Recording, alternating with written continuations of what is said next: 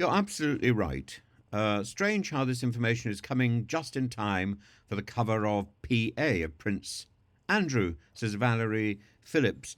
Absolutely, I think you're completely right that there's an element of distraction, an element of sleight of hand here. And there's another story which has turned up in the pages of the Standard, I think, talking about a puppet, presumably a spitting image puppet of Prince Andrew, which was in Jeffrey Epstein's New York apartment. Released court documents show, and the strong suggestion is that rather than being groped by Prince Andrew, Johanna Sjoberg was being groped by the spitting image puppet at Epstein's Manhattan home in 2001. And there's a big issue about whether or not Ghislaine Maxwell put her hand in the caricature in the puppet, and whether it was the puppet's hand which was on Miss Sjoberg's. So it's all a little bit of smoke and mirrors, I think.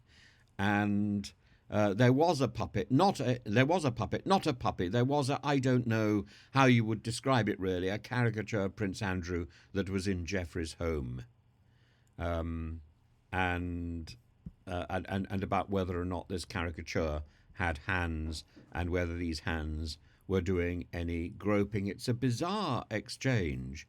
A small handheld item you have in a circus, a puppet which defined as a movable model of a person or animal that is used in entertainment and typically moved either by strings or controlled from above by a hand inside it. She was asked, were you ever in a room with Prince Andrew in New York in Jeffrey Epstein's home where there was a puppet? What sort of puppet are you asking me? Before being told, any kind of puppet. She said, you need to be more descriptive. I don't know what you mean by puppet. There is hand puppets, all sorts of puppets. I don't recollect the story as told by Johanna or Virginia. I don't know who. I remember the caricature of Prince Andrew, and I remember Prince Andrew, but I don't recall anything else around that caricature.